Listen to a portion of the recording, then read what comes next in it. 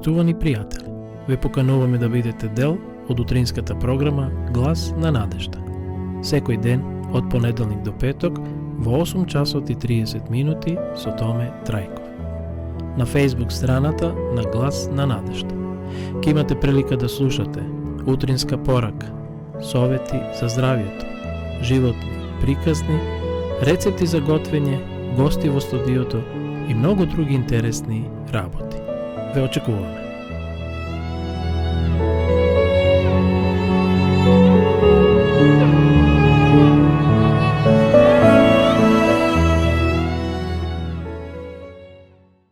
Гледачи, добро утро. Сречен поздрав од студиото на Глас на надежда од Кавадарци. Вие следите утринската програма секој утро од понеделник до петок во 8 часот и 30 минути. Денеска сме 1 декември 2021 година, среда. Да ги проследиме на почетокот сервисните информации во врска со изгревањето на сонцето, кое беше во 6:38 минути, а истото ќе зајде денеска во 16 часот и 8 минути. Уште 30 дена неделат до крајот на оваа календарска година и почетокот на 2022 година. Што се однесува до денешната временска прогноза, почитувани гледачи, таа гласи дека утрово е студено, преку денот ќе биде сончево со мала, а во западните делови со умерена облачност. Ќе дува слаб до умерен ветер, претежно од западен правец. Моментално во Кавадарци е сончево, денот 8 со сонце, меѓутоа доста е студено. Утрово температурата беше скоро -1.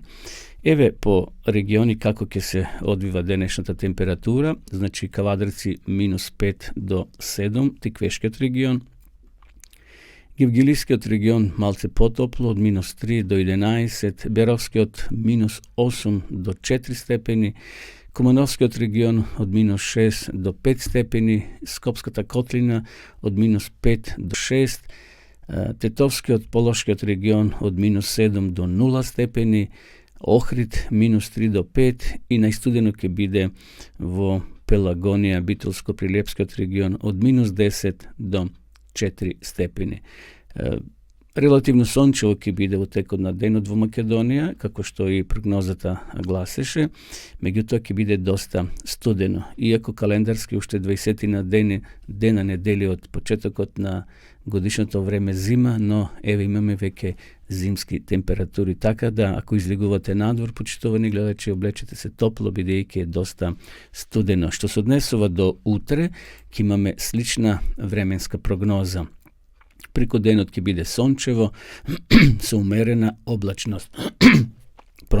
Поголема облачност ќе биде во западните делови, ќе дува слаб до умерен ветер од јужен правец. Значи тоа е прогнозата за утрешниот ден, каде што отприлика температурата ќе биде како и денеска. Бидејќи ова е христијанско радио на Адвентистичка црква, на Глас на надежда, ние и ово утро, почитувани гледачи, ќе се помолиме пред да отпочнеме со овие останати содржини. Господе, фала ти што и ово утро не пробуди на нов живот и ни подаруваш уште еден нов ден. Те молиме нека Твојата милостива рака не чува и не благослови нашите секојдневни активности. Тоа те молиме, Господе, во името Исусово. Амин. Еве на почетокот, почитувани гледачи, да прочитаме неколку афоризми, односно капки на мудроста, кои ќе не подсетат на некои убави работи. Еве првата како гласи: знам дека нема друга среќа за човекот освен да се весели и да прави добро за време на својот живот. Навистина, ова мисла е многу интересна и да ја спроведеме во нашиот живот, да правиме добро колку стои до нас во животот наш. Човекот мора да биде доволно голем за да ги признае своите грешки, доволно паметен за од нив да има полза и доволно силен за да ги исправи. Навистина, овде се гледа големината на човекот. Да биде голем, значи да ги признае своите грешки. Секој од нас може да погреши. Доволно паметен за од нив да има корист или полза и доволно силен истите да ги исправи. Прегратката е прекрасен дар, една величина одговара на сите. Истина, убаво кажано. Не je dovoljno samo da se poseje ljubov, ta treba i da se jednostavno poleva. Kako što trevata koja sejeme ili bilo koja ovoška, ne je dovoljno da se zasadi, potrebno da se negova, da se zaleva i така натаму. Не грижете се за утрешниот ден, зашто утрешниот ден ќе се грижи за себе си. Доста му е на секој ден неговото зло. Исус. Значи тоа го кажал Исус Христос. Веселото срце е одличен лек, а невеселиот дух ги суши коските. Ова е мудроста на Соломон. Значи веселото срце е одличен лек, а невеселиот дух ги суши едноставно коските. Погледнете ги птиците небесни. Тие ниту сеат, ниту жнијат, ниту собираат во житниците, а ипак вашиот небесен татко ги храни. Зар не сте вредни многу повеќе од нив? Исто така овие се зборови на Исус Христос. Благословени се луѓето со чисто срце, зашто тие ќе го видат Бога. Ова е, почитувани гледачи, едно од Исусовите блаженства. Значи, благословени се луѓето со чисто срце, зашто тие ќе го видат Бога. И еве уште едно, среќен е оној човек што ги прави срекни луѓето. Тоа е исто така убава мисла и точна. Среќен е оној човек што ги прави срекни луѓето. Поминуваме сега на нашата утринска порака, која носи наслов како што беше во времето на Ное. Текстот го наоѓаме во Евангелието според Лука во 17 глава 26 стих. И како што беше во Ноевите дни, така ќе биде и во деновите на човечкиот син. Да го проследиме сега коментарот, прочитувани гледачи. Во текот на вековите исто сомневање и неверство ја дочекувале веста, опомената што му ја праќал Бог на светот преку своите слуги. Кога Господ решил да пушти потоп на стариот свет, прво тоа им го објавил на луѓето за да им даде можност да се одвратат од своето беззаконие. 120 години опомената се одгласувала во ушите на грешниците, повикувајќи ги на покаяние за да го избегнат Божиот гнев. Но таа вест им се сторила како бајка и никој не поверувал. Подбивачите укажувале на природните појави, на непроменливиот ред на годишните времиња, на синиот небесен свод од кој уште никогаш не паѓал дожд, на плодните полиња, кои биле натопувани со блага ноќна роса, и бидејќи со презир изјавиле дека проповедникот на правдата е само обичен занесеник, продолжиле уште посилно од кога е да уживаат во развратот и во злото. Сепак нивното неверство не можело да го спречи претскажаното зло. Христос рекол дека луѓето ќе покажат исто неверство во врска со неговото второ доаѓање, како современиците на Ное, што уште не узнаат додека не дојде потопот и не истреби се, според Христовите зборови, така ќе биде и пред доаѓањето на Божиот син.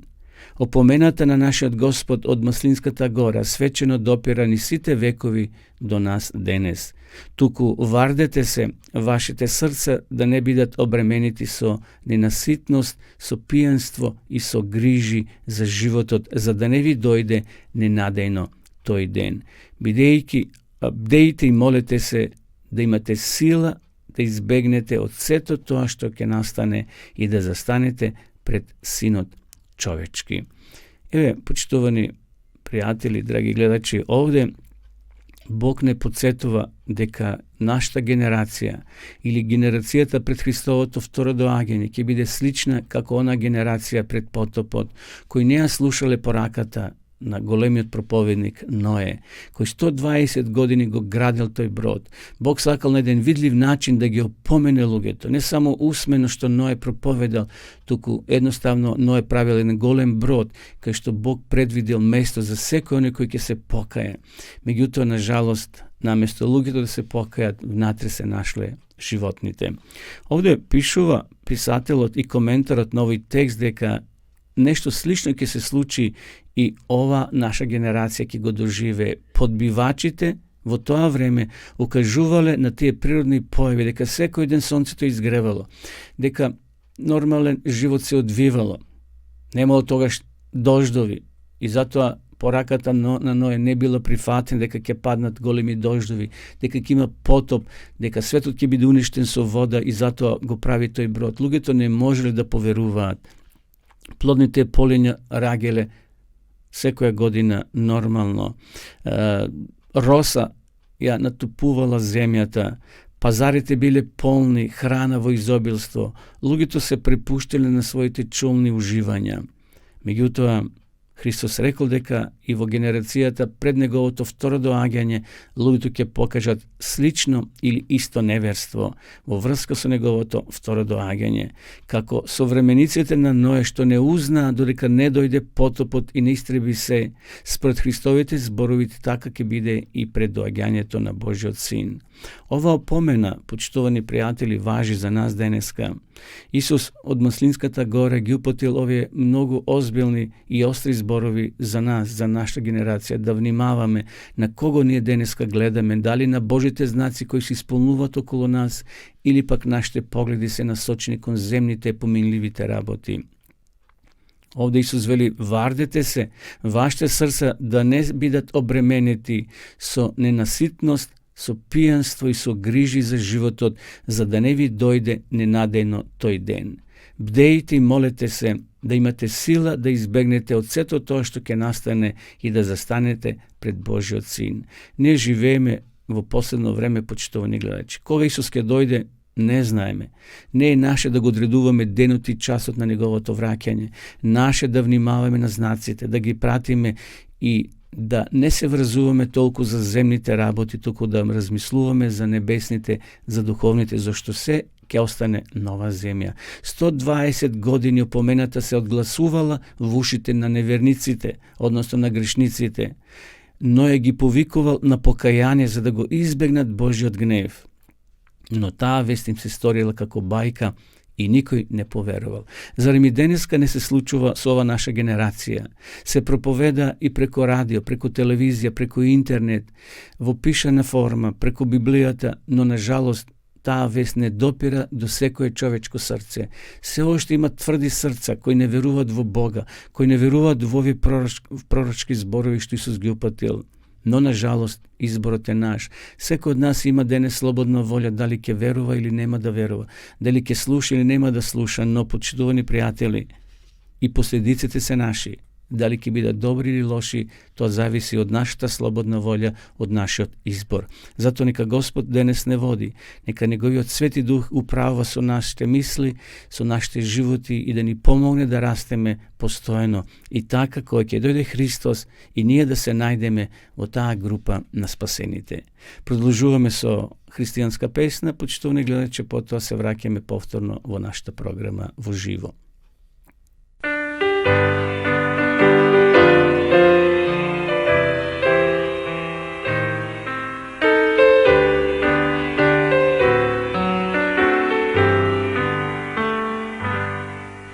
Дали чекаш и стражариш, брате? Дали спремен си во секој час? Тој ќе дојде и нас ќе не земе. Ти дали ќе бидеш со нас?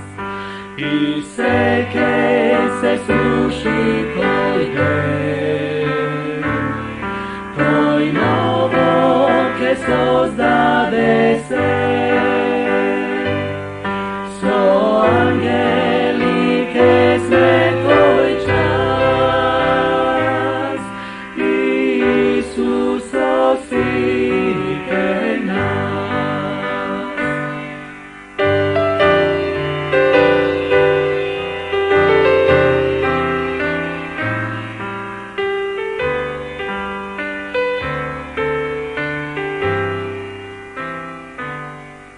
Дали некого учиш за него, дека тој ќе не посети нас, и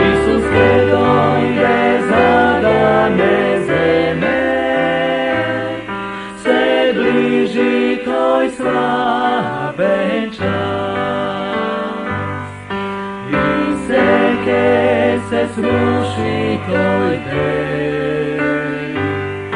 Toj novo ke sozdade se, so anjeli ke smetoj čas, Isuso sipe nas.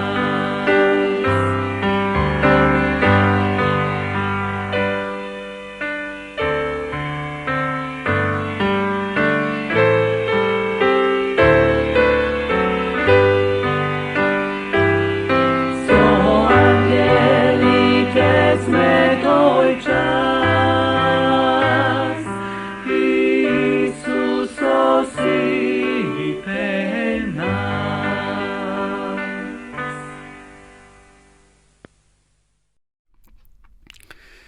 Се враќаме повторно во нашата програма. Почитувани гледачи, вие следите утринската програма на Глас на надежта директно од студиото во Кавадарци, христијанско адвентистичко радио. Следува рубриката за молитвата. Секој утро ние споделуваме по некое кратко искуство или размислување за вредноста, за значењето на молитвата. Ово утро сакам да ви пренесам еден краток текст, молитва и длабоко размислување. Зошто молитвата е потребна во нашиот христијански живот? Молитвата и длабокото размислување помагаат во справување со стресот. Денес, кога сите сме под некој стрес, веќе година и повеќе, скоро втора година, како сме под овој стрес за овој вирус, ова пандемија, ова зло кое го задеси светот, дали е природен или вештечки, а сега не навлегувам, меѓутоа очигледно сите сме под некој стрес, некој исчекување што ќе се случи утре. Па еве ова кратко размислување ќе ни помогне да сватиме дека молитвата исто така ни е потребна и може да ни помогне во решавање на овие стресни мигови кои ги доживуваме сите денеска. Длабоко размислување е состојба на умот што му овозможува на лицето да ги потисне своите секојдневни мисли, да го намали стресот и да се концентрира на некоја работа или на некоја значајна мисла. Длабоко размислување е најстара постапка и несомнено најефикасната метода за стекнување на ментален мир и за отстранување на напнатоста и намалувањето на стресот. Длабоко размислување исклучиво треба да се практикува само преку молитва. Значи, преку молитвата имаме еден вид медитација, ние ги искажуваме нашите потреби на Господа и на тој начин ние се поврзуваме и ја ослободуваме таа негативна енергија во нашите души. Библијата или Светото писмо ни нуди примери на луѓе кои применувале длабоко размислување и молитва. Го предлагам типот на молитва со кој се молел нашиот Спасител Исус Христос. Евангелијата кажува дека Исус Христос долги часови поминувал сам во длабоко размислување и молитва. Тајната на неговиот мир и доверба, како и успехот во односите со другите, произлегувало од времето што го поминувал во размислување и молитва. Исус Христос заедно со неговите ученици имале душевен мир и едноставно одвојувале време за обнова, за духовна обнова. Исус Христос заедно со своите ученици имале душевен мир и обнова, духовна како и физичка сила благодарение на времето што го поминувале во молитва. Логично е сега да се запрашате каква е таа практична корист од размислувањето и молитвата. Како може тие да му помогнат на едно лице кое е под стрес? Дали се ефикасни во превенцијата и контролата на стресот? Еве, ќе прочитаме, почитувани гледачи, во продолжение 4 кратки точки зошто молитвата во размислување и во медитација е корисна за нас. Тие се корисна, значи молитвата е корисна за ментална вежба која овозможува управување со мислите. Они што ги практикуваат редовно и систематски ќе стекнат власт над својата свест. Молитвата помага да се биде ментално здрав, а менталното здраво лице е она кое е во добра хармонија со себе си, кое добро се согласува со другите, кое знае да се соочи со секојдневните животни проблеми, покажува постојан стремеж кон напредување, ги препознава своите способности, како и своите ограничувања, има разбирање за другите, подготвено да го сподели она што го има, остварува трајни врски, се чувствува дел од групата, од друштвото, поседува истенчено чувство на одговорност кон ближните и така натаму. Второ, размислувањето и молитвата не релаксира, зашто тие и напнатоста се nesvrzljivi. Zato кога се молиме, автоматски настанува релаксација на мускулите. Ако се практикува почесто молитвата, придонесува човекот да биде посмирен, помалку агресивен, го оформува карактерот, помага во матурација на личноста, особено во созревање на префронталниот лобус, кој ќе возможи добро да размисли, осмисли и реализира. И затоа молитвата е многу потребна. Трето, размислувањето и молитвата го доведуваат во рамнотежа животот на човекот. Многу истражувања покажале дека размислувањето и молитвата ги развиваат мозочните функции на тој начин што создаваат рамнотежа меѓу левата и десната мозочна хемисфера. Левата мозочна хемисфера врши логички, математички, научни, разумски функции и функции поврзани со навиките, додека десната е свртена кон творечките и духовните вредности. Значи, размислувањето и молитвата го надополнуваат можниот функционален недостиг на десната хемисфера, подобрувајќи ги хармоничното користење на двете хемисфери и нивните функции. Други истражувања покажале дека лицата за време на молитва имаат регуларен ритам на дишење, срцевата активност се намалува, протокот на крв во организмот се регулира. Меѓу другото, мозочните бранови покажуваат урамнотежени модели кои истакнуваат постоење на духовна димензија на човечкото суштество и го подобруваат физичкото и менталното здравје. На крај, молитвата помага на човекот да се одвои од материјалниот аспект на секојдневниот живот, да ја допре духовната димензија и да добие внатрешен мир. Овој духовен вид на човековото постоење бил отфрлен од страна на многу припадници на нашата цивилизација, не забележувајќи дека неговиот недостиг води кон нерамнотежа кај целокупното човечко суштество. Добар пример за молитва ви предлагам да прочитате од Светото писмо Евангелие според Матеј 6 глава од 9 до 13 и Псалом 51 и 64 стих, односно глава. Тука се назначени молитвите кои ги имал Исус Христос и молитвата на Давид, на царот Давид. Почитувани пријатели, како што видовме од овој материјал што ви го споделив, молитвата е многу важна за нашето ментално здравје, физичко здравје, секако и за духовното. Затоа да ја користиме постојано. Не сме врзани колку пати да се молиме, дали 3 пати, 5 пати или повеќе. Значи, молитвата не е врзана за нашиот став, дали стоиме, лежиме, клечиме, седиме. Постојано ние во мисла може да се молиме со Господ, да упатиме мисла кон Бога и на тој начин ние сме постојано поврзани со Творецот, со Создателот кој може да ни помогне и во дневните активности да бидеме успешни. Кога ќе наидеме на пречки, тој може да најде решение. Затоа, уште еднаш апел до сите нас, почитувани гледачи, да ја користиме молитвата во нашиот секојдневен живот. Продолжуваме со уште една песна, потоа повторно се враќаме во нашето студио.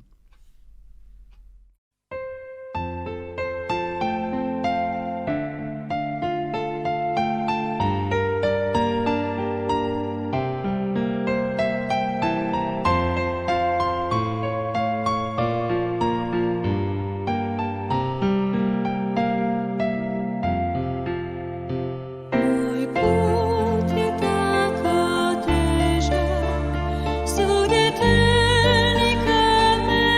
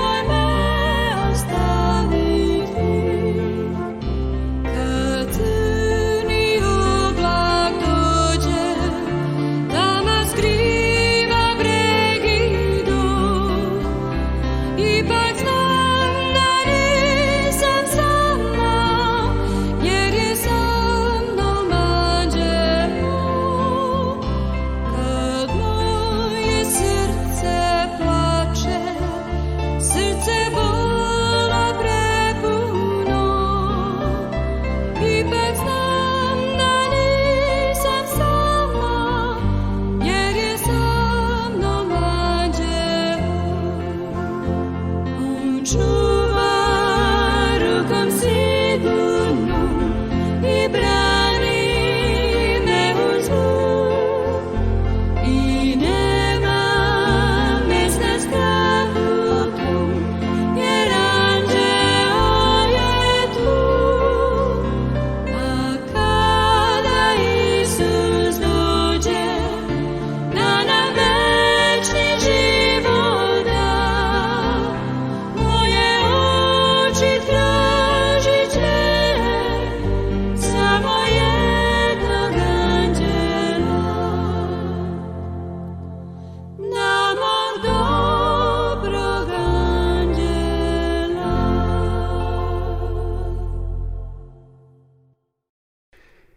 Почитувани гледачи, дојдовме до рубриката Животни искуства. Како што ви е познато, секое утро во нашата утринска програма споделуваме животни искуства на луѓе кои ги доживееле во својот живот. Дали тоа се снимени искуства, пишани или пак луѓе кои се директно овде присутни во нашето студио. Ово утро со нас е Ѓурица Постоницки, теолог, пастор во Адвентистичката црква во Скопје. Ќе го слушнеме денеска неговото животно искуство. Благодарам на поканата што можам да бидам во вашата ова утринска емисија и поздрав до вашите гледачи и слушатели. Кој е моето животно искуство?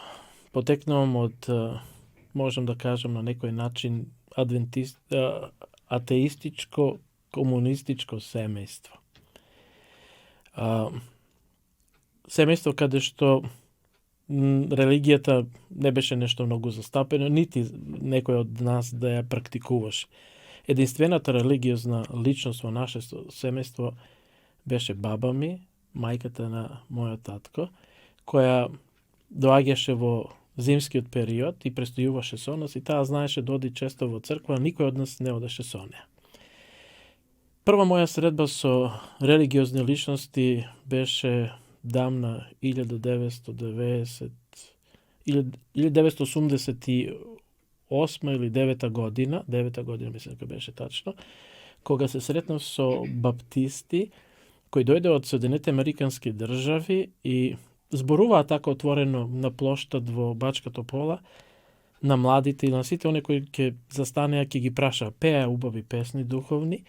И оно што мене ме привлече беше една интересна Библија која ја држеше тој млад човек, Барни, мислам дека му беше името. И ми беше интересна мала книга со сребрени страници, мислам дека беа дури и пластифицирани страниците, и тогаш ја видов првпат и допрев во своји раци ја имав Библијата.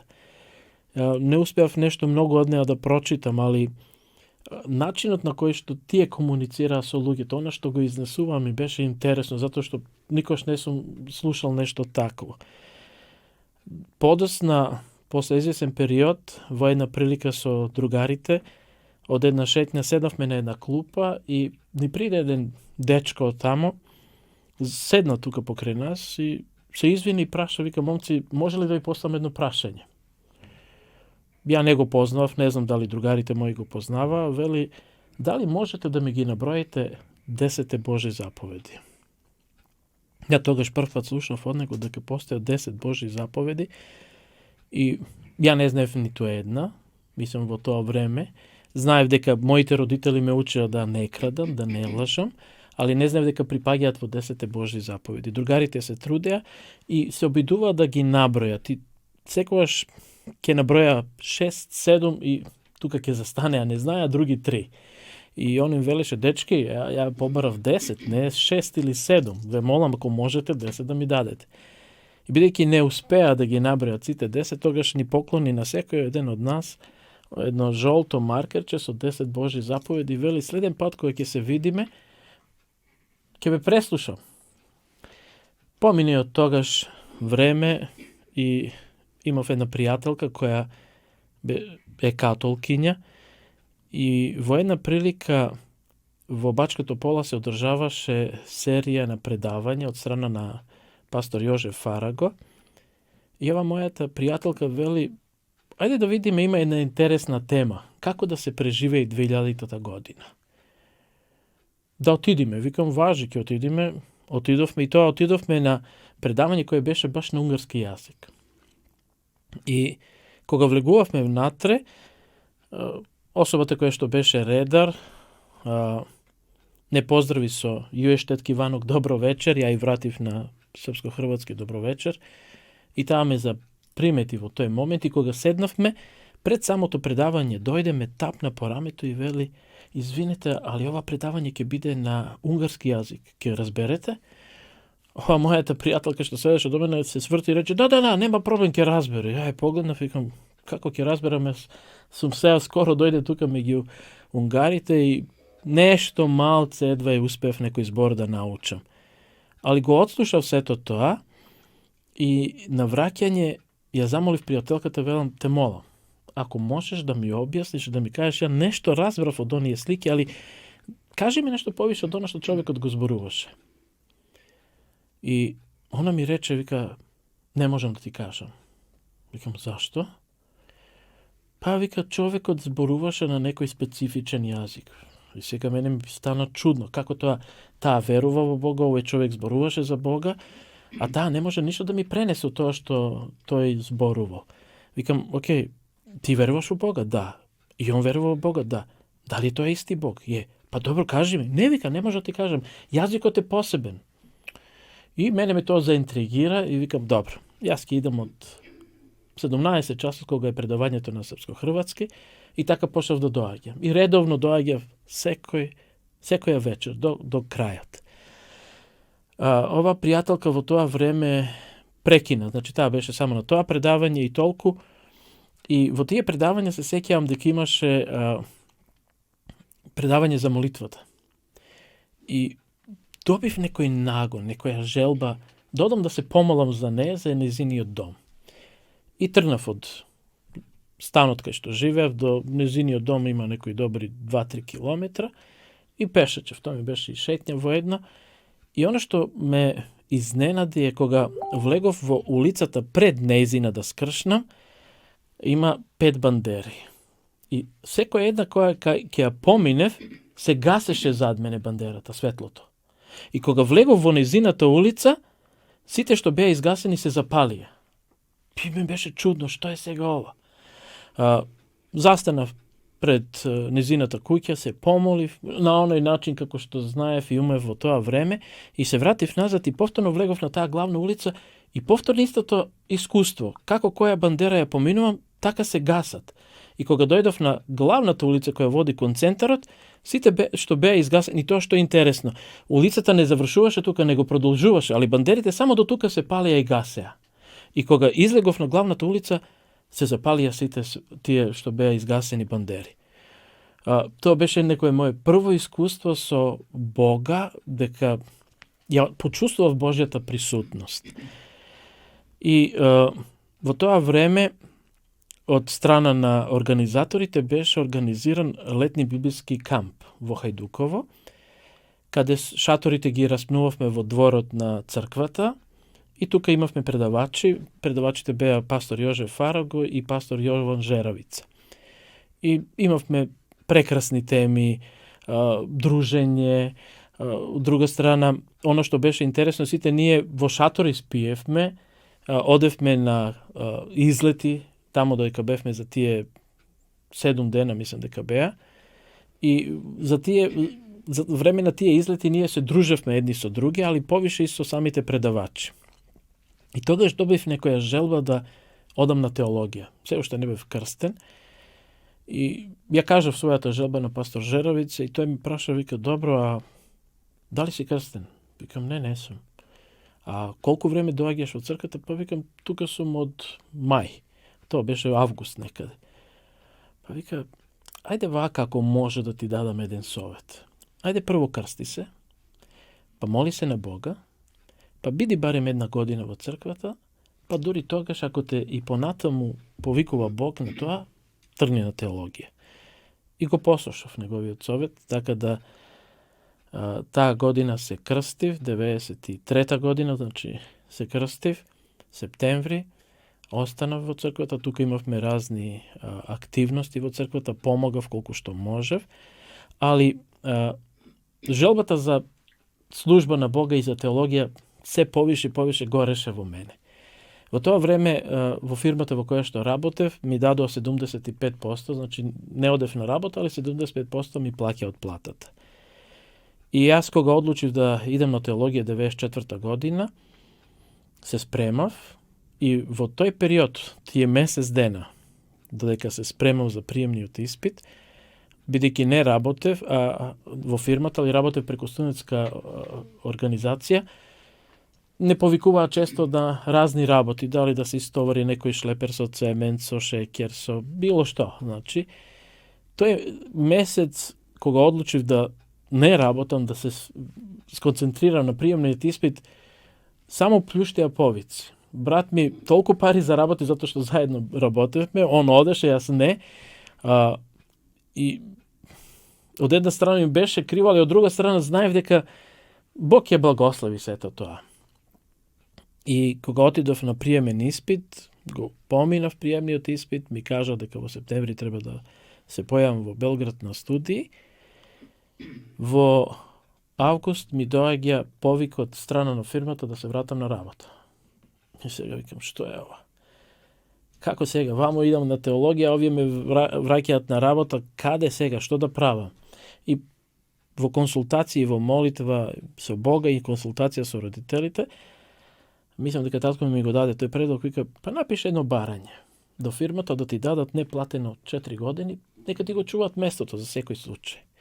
И го поднесов тоа барање и чекав одговор и никако да стаса одговорот. Веќе се ближеше времето и да тргнам на теологија и се сеќавам добро, беше четврток, датум не памтам.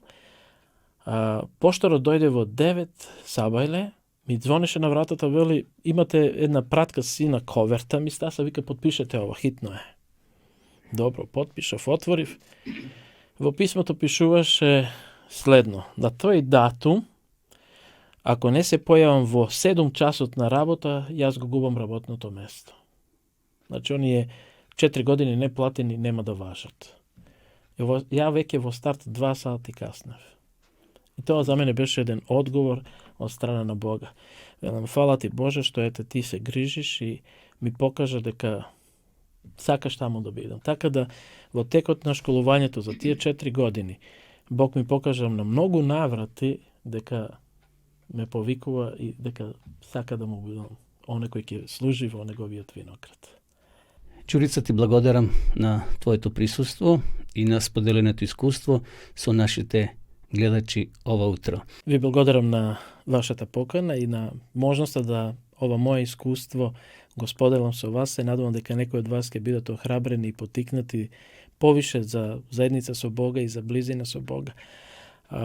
Има многу искуства, али еве се надевам дека и ова е еден дел од оние искуства кои Бог ни ги дал и дека ќе бидете охрабрени и потикнати овој ден да Бог ви биде поблиску во вашиот живот. Секој добро. Драги пријатели, продолжуваме со нашата емисија со една духовна песна.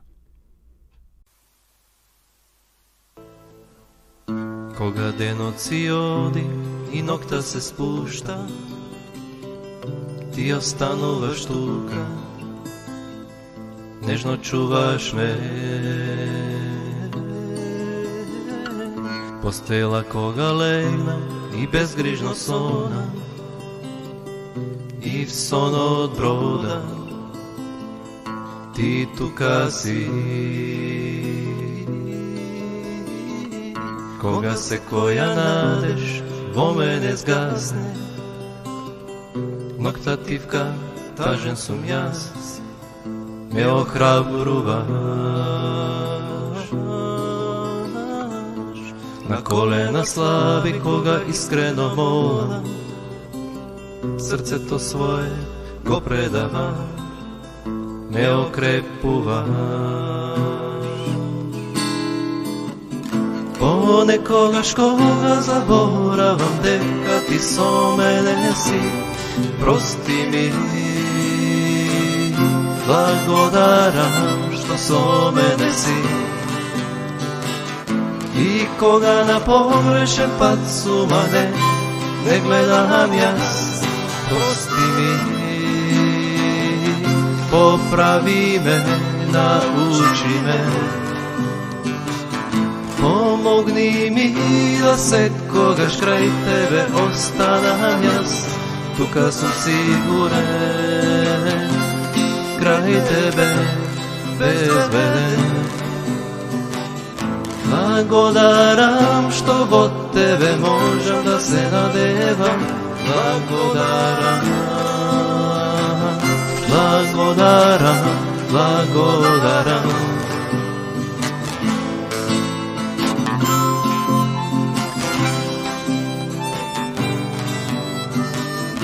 Понекогаш кога заборавам дека ти со мене си, прости ми, благодарам што со мене си.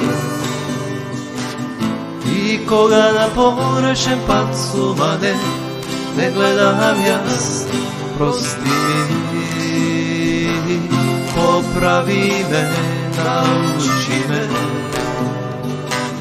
Помогни ми да секогаш крај тебе останам јас, тука сум сигурен, крај тебе безбеден. Благодарам што во тебе можам да се надевам, благодарам, благодарам, благодарам што крај мене си.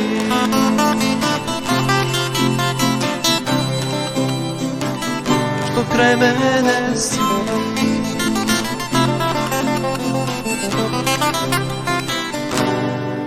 Што крај мене си.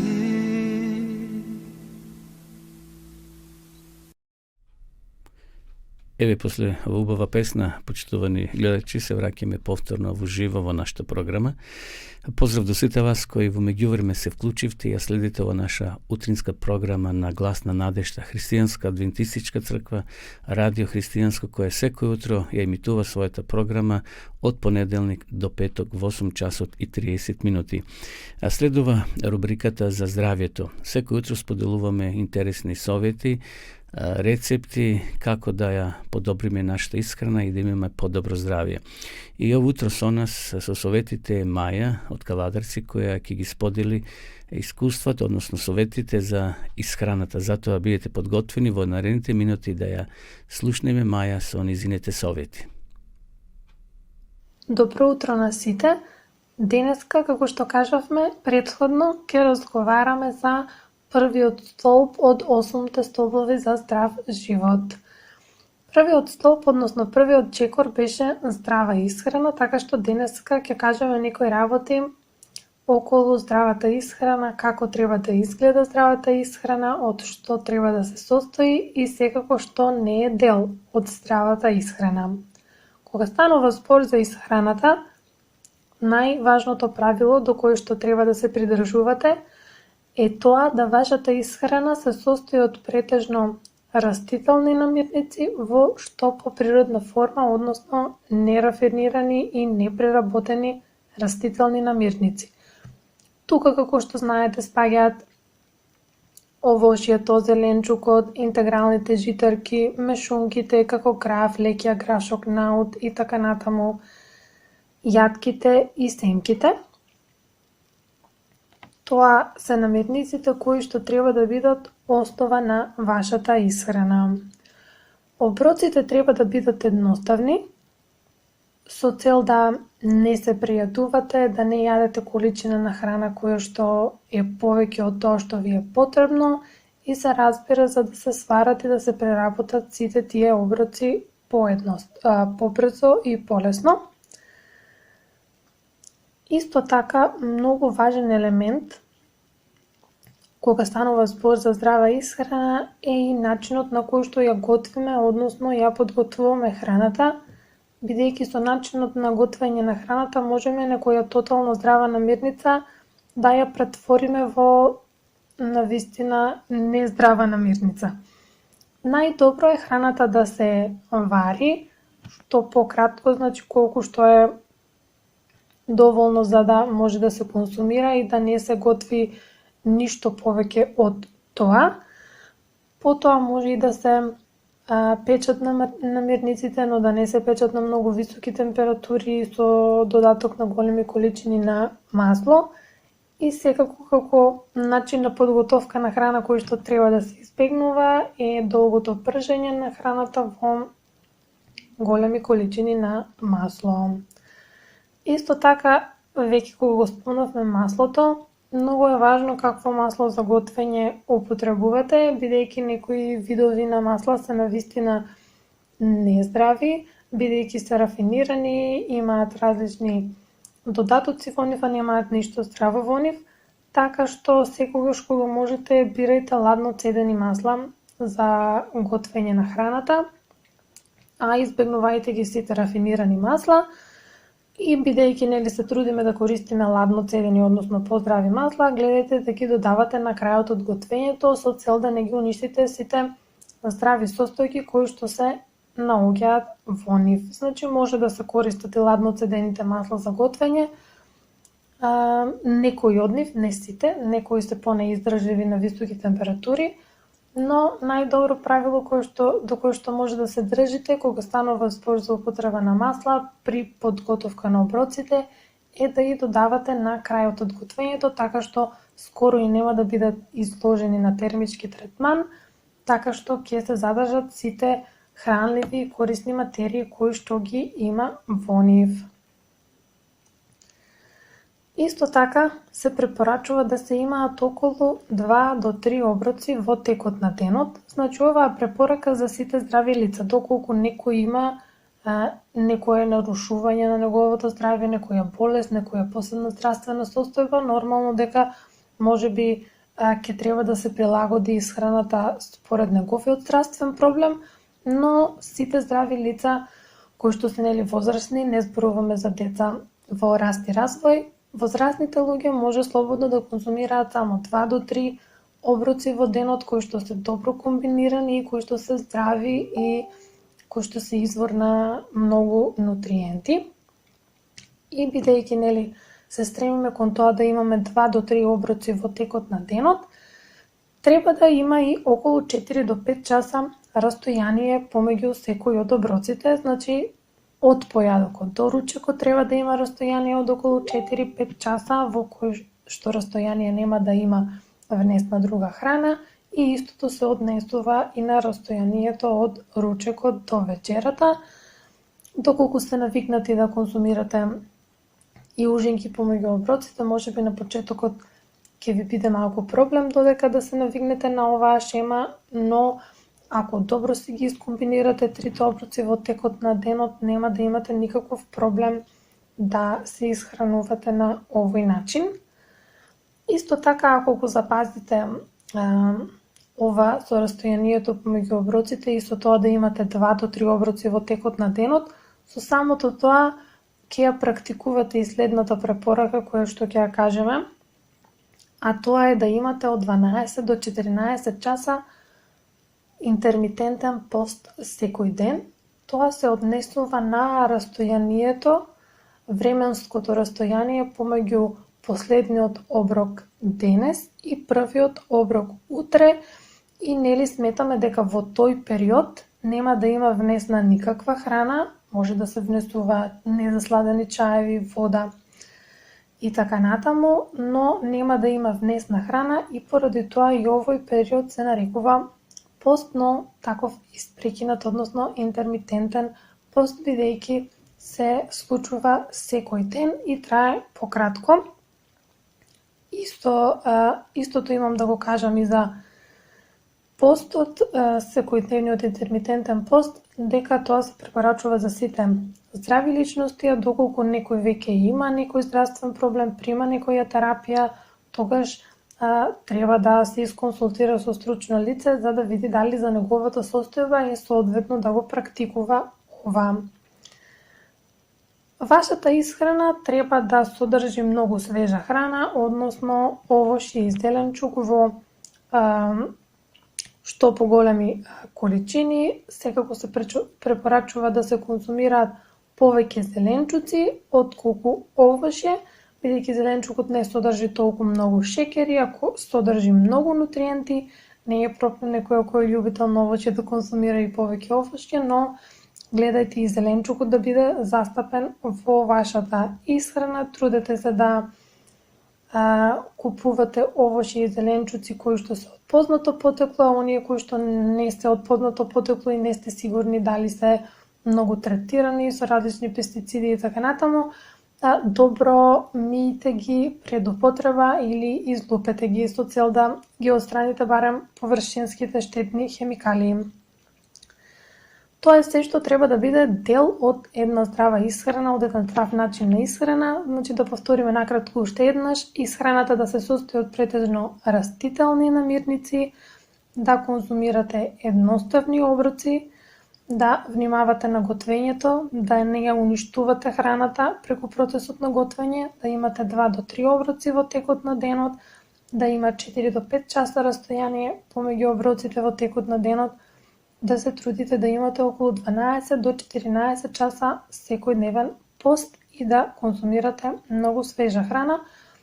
Тие што консумираат животински производи, животинските производи треба да се користат во помали количини и тука има некои препораки од типот на дека живинското месо има предност пред црвеното месо, млечните производи, ферментираните млечни производи имаат предност пред другите млечни производи и секако јајцата да се од проверено потекло доколку е можно тоа, нели да се на некој начин органски одгледувани животните. Сега накратко би кажале уште што се не треба да биде дел од еден здрав начин на исхрана, односно кои намирници не спаѓаат баш во здрава храна. Тука би ги сместиле сите рафинирани производи, сите сладки, грички, се што е спакувано, индустријски процесирано и со направено со многу додатоци и адитиви за да биде вкусно и да ве привлекува да го јадете, значи сето тоа е нешто што не би требало да биде редовен дел од вашата исхрана. И исто така се препорачува да се откажете од сите нешта кои што му донесуваат само штета на вашето здравје, а немаат некоја корист за вашето здравје. Тоа е секако алкохолот, цигарите, кофеинските пијалоци, соковите, исто со додаток на кофеин, шеќери и така натаму. Отприлика тоа се основните нешта кои што треба да ги знаете и да ги практикувате доколку сакате да се исхранувате здраво. А во следното наше дружење ќе продолжиме со следниот чекор. Благодариме на Маја за овие совети за нашата исхрана. Верам се корисни, почитувани гледачи. И утре ќе имаме повторно обраќање на Маја со нови совети, затоа следете нашата утринска програма секој утро од понеделник до петок во 8 часот и 30 минути. Би сакал да ви го препорачам и овој 5-дневен план за одвикнување од пушењето. Значи сите вие кои имате проблем со цигарата, за да имате добро здравје, добар здив, едноставно искористете ова прилика да го имате овој 5-дневен план кој ќе ви помогне. Верувајте дека ќе ви помогне. Многу луѓе го оставиле пушењето благодарение на овие совети ако се следат со добра волја и одлука. Затоа пишете ни, а ние ќе ви ја доставиме до вашата домашна адреса за вас или за вашите некои блиски кои се мачат со цигарата, со тоа модерно зло, кое навистина не само што финансиски не истоштува, туку многу пострашно го уништува нашето здравје. Продолжуваме со следнава рубрика, последна во програмата, зборуваме за исчезнати градови и цивилизации. Вие кои ја имате Библијата, почитувани гледачи, и ја читате редовно, верувам дека се среќавате со градови, со места, со настани кои Библијата ги опишува, а денеска ги нема тие градови, се уништени. Но археолозите денеска ни потврдуваат веродостојноста на Библијата, на Светото писмо. И затоа сите вие кои сакате да имате Свето писмо во ваша собственост, пишете ни, а ние ќе ви ја испратиме ова света книга да имате во вашиот дом. Ово утро ќе се потсетиме на еден град, Смирна. Тој град е запишан во последната книга на Библијата во Откровението. Смирна, славата на Азија. така е наречен овој град Смирна, славата на Азија. Да проследиме писателот и професор Драго Обрадовиќ што напишал во контекст на ова денешна порака за Смирна, бидејќи самиот професор бил го посетил тоа место, значи од прва рака ги добиваме ови информации денеска. Познато е дека Смирна служила како модел за градење на многу други градови. Исто така имала и верни христијани кои можат добро да им служат на сите како модел за верност. Смирна била едно од најважните и најголеми трговски градови во Мала Азија, сместена на источниот крај на еден долг и тесен залив околу 50 километри северно од Ефес и во близина на устието на реката Хермес. Денес тоа е големиот и значаен град Измир, трет по големина на Турција. Значи, гледате, почитувани гледачи, Смирна е уништен како град, но на постојбата на тоа некогашно место, односно на тој град, денеска постои модерен град Измир. Познатиот географ Страбон го нарекува најубавиот од сите градови и зборува за прекрасниот план на градот, за долгите, прави, широки и поплочени улици кои се ширеле од едниот до другиот крај на градот.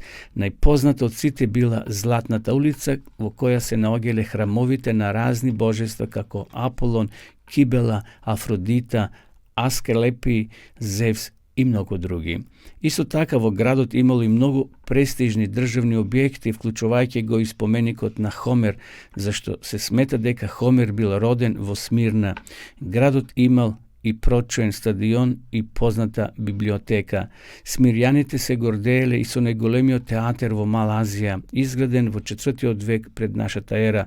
Градот служил како модел за сите идни градови. Смирна е најубавиот град под сонцето, така го добила името и, како што кажавме, слава на Азија. Смирна била познат трговски град, бидејќи се наоѓала во заливот во кој се влевала реката Хермус, старото име за реката која денес го носи името Гедиз, па зато станала добро заштитено и важно трговско пристаниште со голем простор за пристигнување на бродовите. Градот го основале еолијаните, но подоцна станал Јонски град и бил присоединет на Јонската конфедерација. Кога лидијците го разнурниле во 6. век пред нашата ера, едно време бил место со помало значење, се додека Александар Велики не наредил повторно да се изгради. Тоа го стори Лизимак според плановите на Александар од 301 година до 281 година пред нашата ера. Археолошките истражувања на Универзитетот во Анкара откриле безброј докази кои го потврдиле културното, политичкото, комерцијалното и религиозното значење на градот Смирна. Поради својата долгогодишна лојалност кон Рим, Смирна во 23-та година од нашата ера, меѓу другите 11 градови ја добила таа предност да стане место за изградба на храмот на императорот Август и неговата мајка.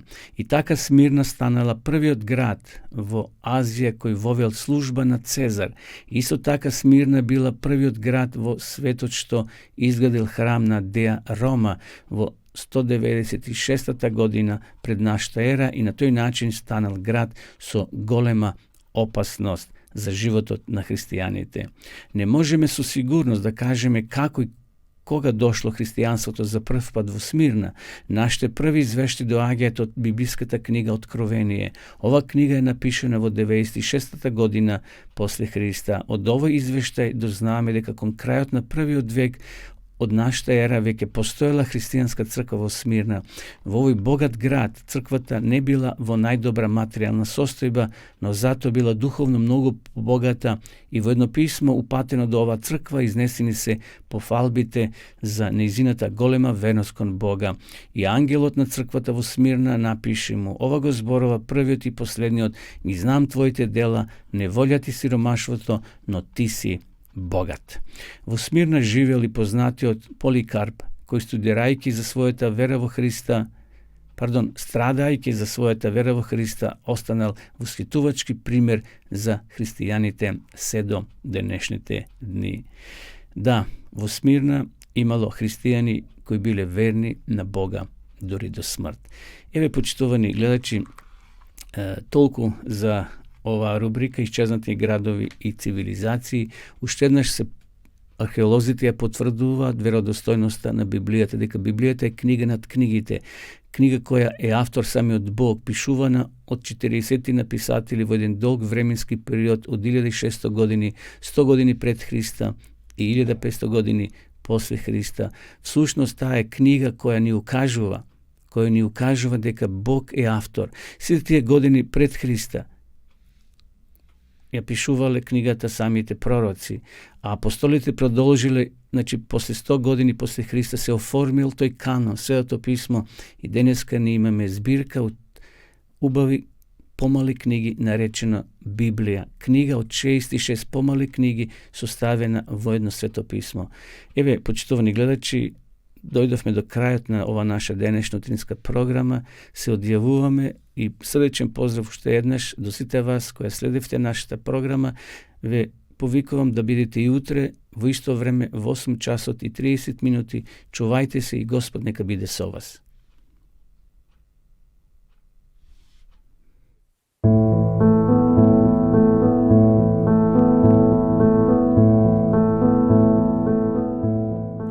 Почитувани пријатели, ве покануваме да бидете дел од утринската програма Глас на надежда. Секој ден од понеделник до петок во 8 часот и 30 минути со Томе Трајков. На Facebook страната на Глас на надежда.